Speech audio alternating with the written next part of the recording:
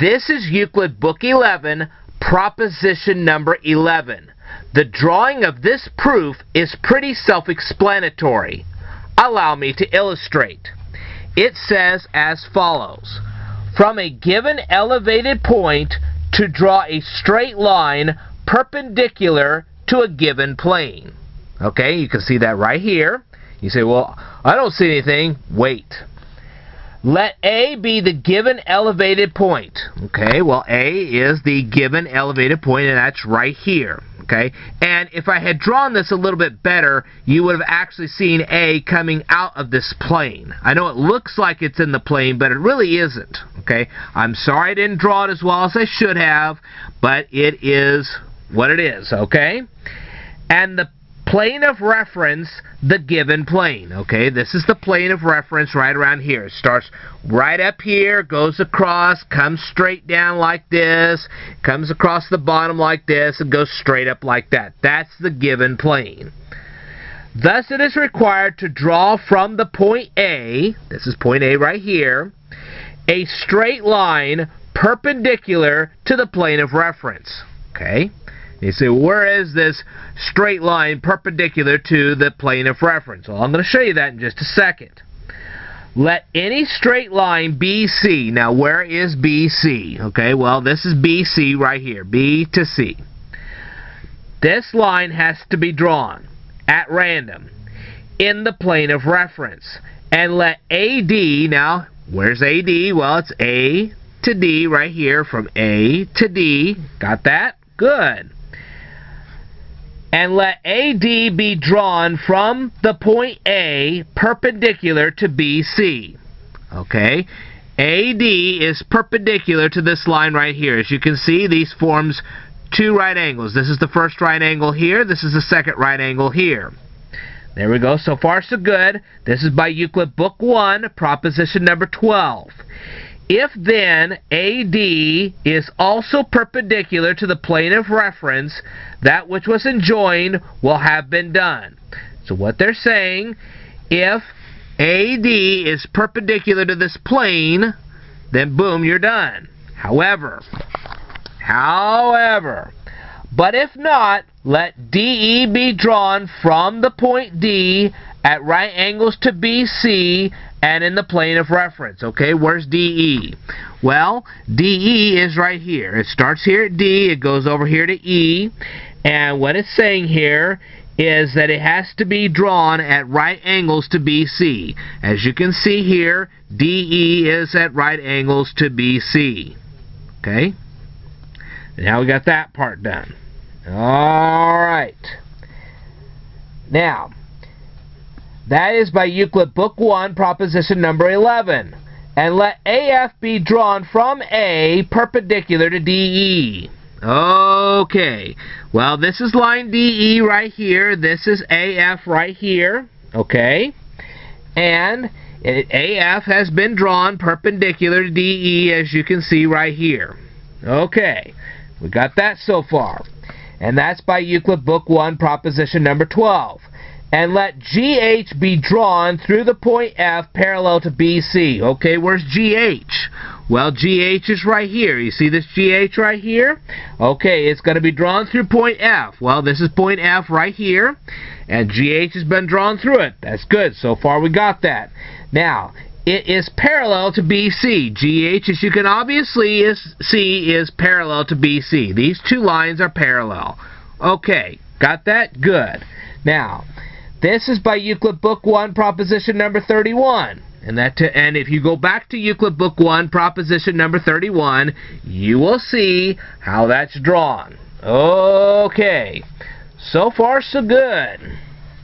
Now, since BE is at right angles to each of the straight lines DA and DE, okay, where we go, we got to first start with BC. BC is this line right here.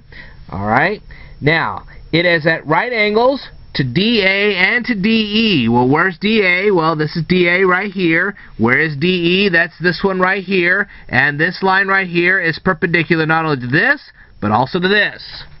Okay, and that's because DA here is not in the same plane as the rest of these lines right here. It's actually above this plane. That's how it could be done. Alright. Therefore, BC is also at right angles to the plane through ED and DA. So, by Euclid Book 11, proposition number 4, BC, which is this line right here, is at right angles because DE and DA, now look at here, we got DE here and DA right here, and let's see here. Okay, now then, there is a plane, and it's a perpendicular plane, okay? Because we said that AD is not in this plane right here, we're also saying there's a perpendicular plane, and this plane is perpendicular to this plane, okay? So we have a second plane that's perpendicular to this one, alright? And DA and DE are in that particular plane, alright? So far so good. And GH is parallel to BC. BC, GH, they're both parallel. But if two straight lines be parallel, and one of them be at right angles to any plane, the remaining one will also be right angles to the same plane. And this is Euclid Book 11, proposition number 8. So, this horizontal plane, remember this plane right here is vertical. As you can see, it's flat. This was going to be horizontal. Okay? So, this line right here and this line right here are perpendicular to this horizontal plane. See my hand? It's going to represent the horizontal plane. There you go. Alright. We're doing good so far. Therefore, GH is also at right angles to the plane through ED and DA. We got that. Therefore, GH is also at right angles to all the straight lines which meet it and are in the plane through ED and DA. This is by Euclid Book 11, definition number 3. But AF meets it and is in the plane through ED and DA. Now, where is AF? This is AF right here. It is also in this horizontal plane. Alright? So, therefore, GH is at right angles to AF. GH is at right angles to AF. Alright. So that AF is also at right angles to GH. Okay? AF is at right angles to GH. So far, so good. But AF is also at right angles to DE. AF is also at right angles to DE right here. So far, so good. Therefore, AF is at right angles to each of the straight lines GH and DE. So this line right here is perpendicular to not only this line right here, but also this line right here. Alright? It would be like if you dropped an egg from a building, okay, let's say the AF represents the height of the building, okay, and when that egg hits the ground, it's going to hit the ground at point F. And as you can see, we got two streets. GH is one street, and this DE is the other street. Get it now? Alright. Now I think you're getting it.